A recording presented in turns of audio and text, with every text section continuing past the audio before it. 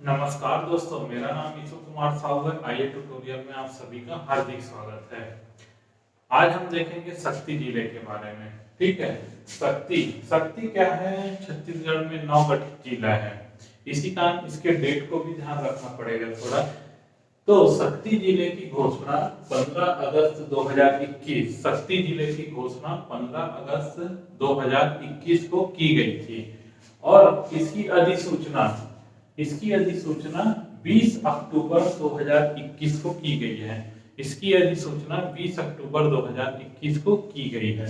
अब अगर मैं बात करता हूं छत्तीसगढ़ में बात करते हैं, 14 रियासतें थी।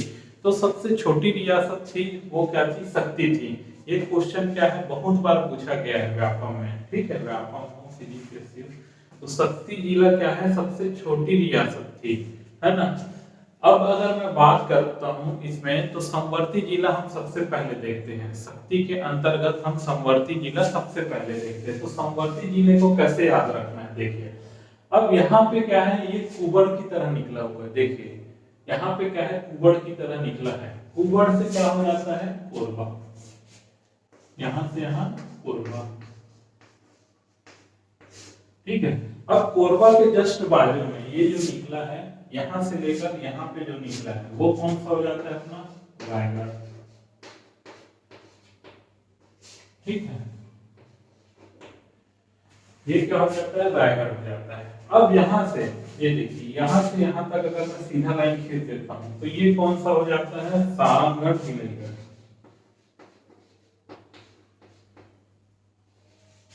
ठीक है,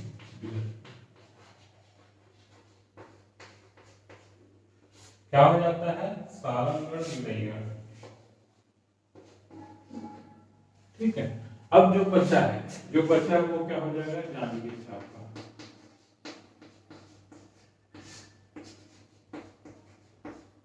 ठीक, क्या क्या था?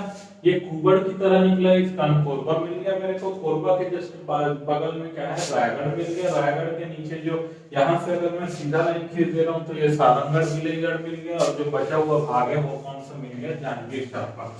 अब जांजगीर चांपा ही क्या है? इसकी मातृ जिला कहा जाता है। ठीक है, क्यों इसकी मातृ जिला है? क्योंकि जांजगीर चांपा जैसे जब ये शक्ति नहीं बना था, शक्ति जिला नहीं बना था, तब क्या था? ये जांजगीर चांपा के अंतर्गत आता है। तो जांजगीर चांपा से ही टूट के क्या बना है? शक्ति बना है। इसी का नाम जांजगीर चांपा को क्या बोला जाता है? मातृ जिला बोला जाता है शक्ति का। तो ये हो गया इसका समवर्ती जिला। कैसे याद किए? ये कुबड़ निकला है, वो कोरबा हो गया। कोरबा के जस्ट बगल में रायगढ़ हो जाता है। ठीक है, रायगढ़ के नीचे जो सीधा लाइन अगर मैं खींचता हूँ, तो रायगढ़, बिलईगढ़, और बचा हुआ भाग क्या होता है? जांजगीर चांपा। अब हम देखते हैं इसके अंतर्गत तहसील की संख्या। तो इसमें तहसील की संख्या कितनी है? 5। तहसील कितनी है? 5 है। ठीक है, तो कैसे टाइप का याद रखना है, देखिए। नया आदमी, ठीक है, मान लो यहाँ पे नया आदमी है ना। नया आदमी जब क्या करता है? शक्ति प्रदर्शन करता है। नया आदमी क्या कर रहा है? नया आदमी यहाँ पे क्या कर रहा है? शक्ति प्रदर्शन कर रहा है। ठीक है,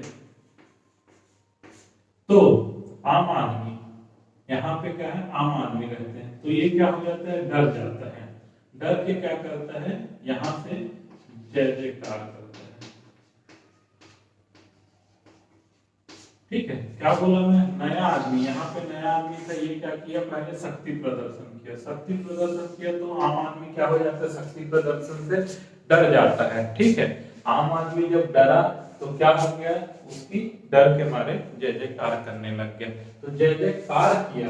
ठीक है, तो यही से क्या हो जाता है? अगर मैं इसी को यहाँ पे रखना है मेरे को, यहाँ पे क्या हो गया? जय जयपुर। ठीक है, यहाँ पे नहीं, यहाँ पे क्या है? अपना नया है। नया आदमी क्या होगा? नया आदमी क्या है? नया 12 द्वार। नया आदमी मतलब नया 12 द्वार। ठीक है, तो यहाँ पे क्या हो जाएगा? नया 12 द्वार। ठीक है, अब नया आदमी क्या कर रहा है? शक्ति प्रदर्शन, तो यहाँ पे अपना शक्ति। ठीक है, अब यहां से क्या करना है? अपने को नीचे आना है। तो यहाँ पे मैं नीचे आ गया। या दरार है तो डबरा। ठीक है, अब डबरा से क्या करना है अपने को, जय जयकार करना है तो जय जयपुर। अब देखिए यहाँ पे क्या है, बहुत सारा एरिया बच रहा है, तो यहाँ पे अपन एक चीज को और ला देते हैं। यहाँ पे कौन सा आ जाएगा आपका, मालखरौद।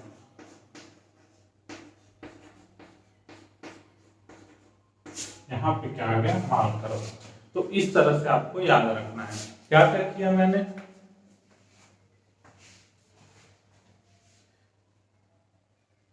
ठीक है, तो ये क्या क्या किया, मैं नया आदमी को लाया, वो शक्ति प्रदर्शन किया, शक्ति से क्या किया, सबको डरा दिया, या फिर आम आदमी क्या होता है शक्ति से डर जाते हैं नए आदमी के। अब उसके बाद क्या हो गया, उसके चलते क्या कर दिया, जय जयकार कर दिया। तो नया द्वार आया, फिर शक्ति आया, ठीक है, उसके बाद डबरा आ गया, डबरा के बाद जय जयपुर आया, जय जयपुर के बाद क्या हो गया, मालखरौद आ गया। ठीक है, तो ये हो गया इसके तहसील के बारे में। अगर मैं बात करूं फिर इसके विकास खंड के बारे में,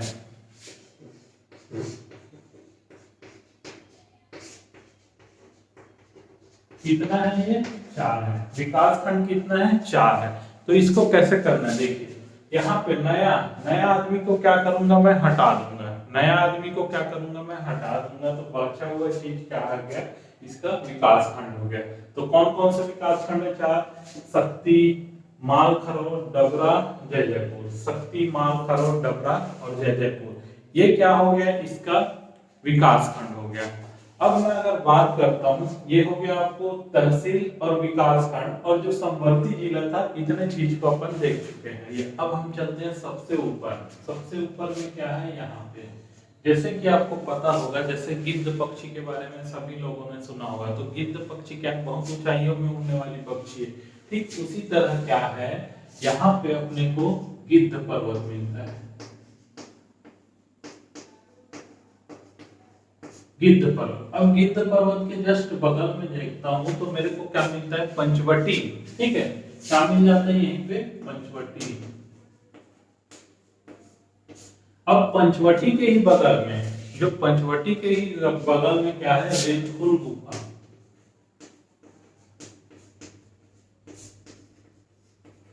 पंचवटी के ही बगल में क्या है, रेंजकुल गुफा। इसे की कोई क्या बोला जाता है, रावण गुफा। रावण गुफा भी कहा जाता है। ये हो गया ऊपर। अब अपन कहां से नीचे आते हैं, डबरा में। डबरा में सबसे नीचे आता हूं तो यहाँ पे मेरे को मिलता है चंद्रपुर। चंद्रपुर में क्या मिलता है, चंद्रहासिनी मंदिर।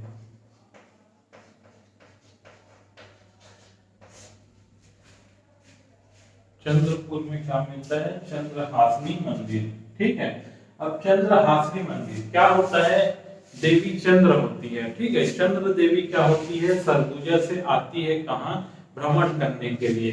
तो जब भ्रमण करने आती है तो महानदी को देख के क्या हो जाती है, वो वहां पे विश्राम करने लग जाती है। उसी समय राजा क्या होता है, चंद्र होता है।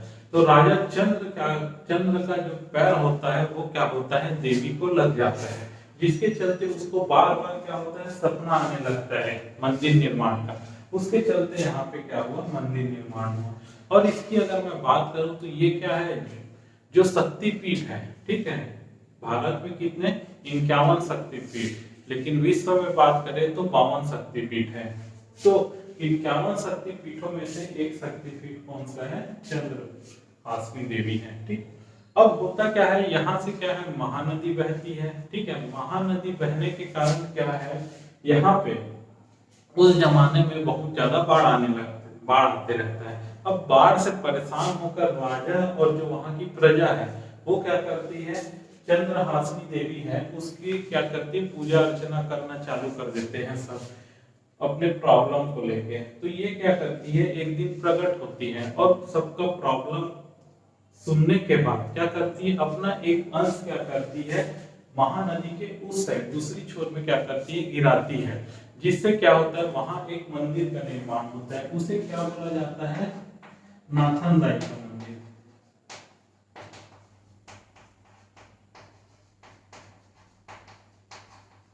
और जब से इस मंदिर का निर्माण हुआ है तो ऐसी मान्यता है कि कभी भी मंदिर मतलब जो नदी का पानी है इस मंदिर के ऊपर नहीं जाया गया है, ठीक है, नहीं गया है। तो यहाँ पे क्या है, ये यहाँ पे पड़ेगा, ठीक है। जो चंद्रहासिनी देवी है उसी के जस्ट आगे में क्या है, नाथनदाई का मंदिर है। मंदिर में क्या रहता है, पिलर रहते हैं, मंदिर में क्या है, पिलर रहते हैं, ठीक है। कोई भी मंदिर देखोगे तो ऐसे पिलर रहता है। अगर ये मंदिर है तो यहाँ से मैं पिलर निकालूं, ठीक है, तो ये क्या बन गया, लाला, तो मैं कहां पहुंच गया, किरारी ग्राम,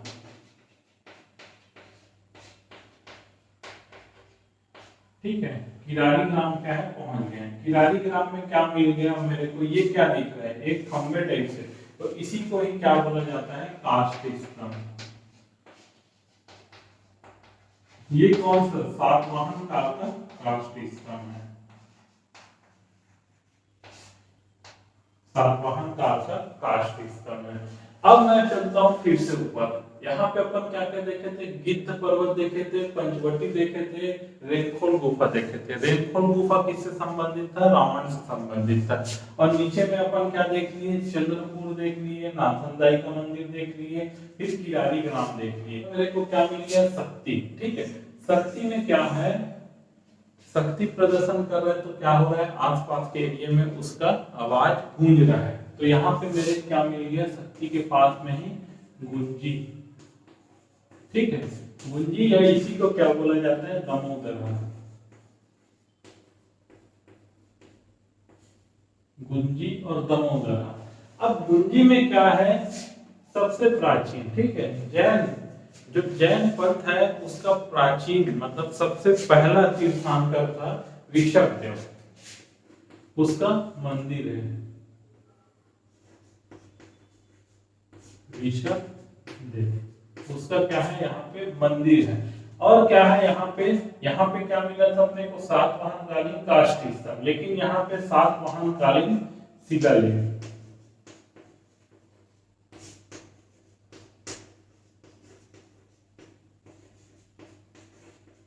शिलालेख, ठीक है।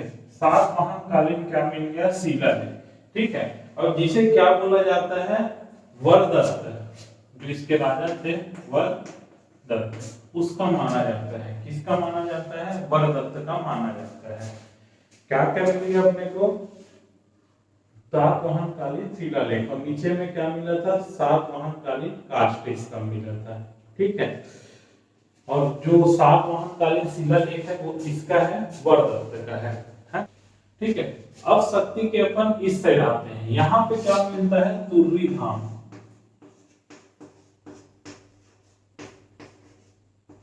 क्या मिलता है, तुर्री धाम। यहाँ क्या है, एक प्राकृतिक शिवलिंग, ठीक है,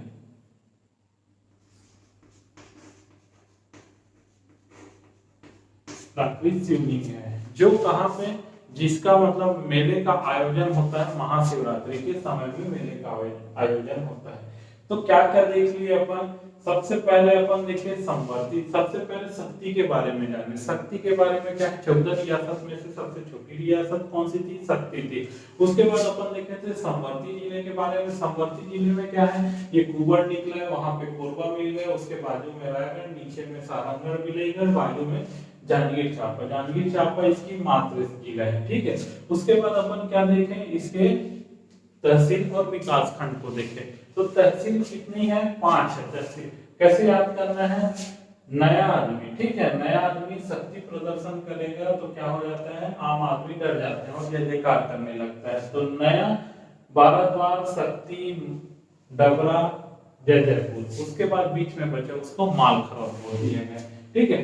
अब अगर मैं बात करता हूँ तो सबसे पहले जाता हूँ तो गिद्ध, ठीक है, जो पक्षी है सबसे ऊपर उड़ने वाली वो गिद्ध है, ठीक है। तो इसी में क्या हो गया, गिद्ध पर्वत, गिद्ध पर्वत के बाजू में पंचवटी मिल गया, पंचवटी के पास में ही क्या है, रेनखोल गुफा मिल गया जो रावण कालीन गुफा है। उसके बाद में सीधा कहाँ है, नीचे आया, कहाँ पे, चंद्रपुर में है, चंद्रपुर में चंद्रहासिनी मंदिर मिल गया मेरे को। उसके बाजू में क्या है, नाथनदाई का मंदिर मिल गया।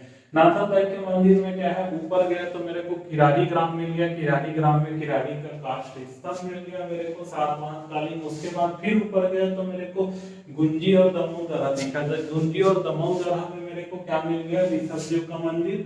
और मेरे को मिल गया सातवाहन कालीन शिलालेख मिल गया, किसका, वरदत्त का। ठीक है, उसके बाद में क्या किया, शक्ति के पास है, शक्ति के बाजू में है तुर्री धाम मिल गया, जहाँ पे क्या है, एक शिवलिंग है जो प्राकृतिक शिवलिंग है। तो ये हुआ शक्ति के बारे में। ठीक है, अब इसमें और देखते हैं, जैसे ये यहाँ पे कौन सी नदी बहती है, महानदी। ठीक है, अब महानदी में क्या है, कुछ परियोजना है। ठीक है, कौन कौन सी परियोजना है, पहला है साराडी परियोजना। ठीक है, पहला परियोजना क्या है, साराडी परियोजना। दूसरा है कमला परियोजना, साराडी, कमला, और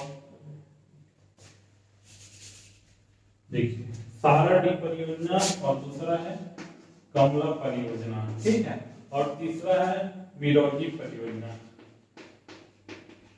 तीनों परियोजना आपको याद रखना है। ठीक, और अगर मैं बात करूं जो सीवरेज क्रस्ट प्लांट है, सीवरेज क्रस्ट प्लांट कहाँ लगा है, चंद्रपुर और शक्ति में। ठीक है, चंद्रपुर और शक्ति में क्या है, प्रस्तावित है सीवरेज क्रस्ट प्लांट। ये क्या होता है, जैसे जो भी पानी है जो नदी में गिराया जाता है उसको क्या करेंगे, पहले फिल्टर करके क्या करेंगे, नदी में गिराया जाएगा। तो सीवरेज क्रस्ट प्लांट कहाँ है, चंद्रपुर और शक्ति में प्रस्तावित है। जो ये कास्ट स्तंभ है, ठीक है, ये कास्ट स्तंभ है किराती ग्राम का। इसको कहाँ रखा गया है, अभी गुरु घासीदास ग्रंथालय में। ठीक है,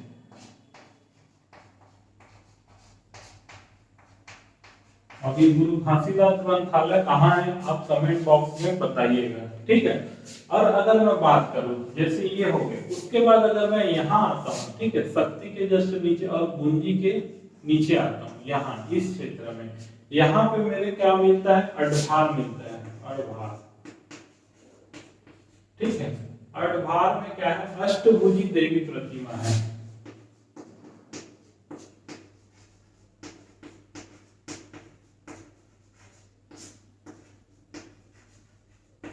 अष्टभुजी देवी प्रतिमा कहाँ है, अडभार में है। ठीक है, तो ये हो गया अपने शक्ति के बारे में। अगले वीडियो में देखते हैं अगले जिले के बारे में। तब तक के लिए धन्यवाद।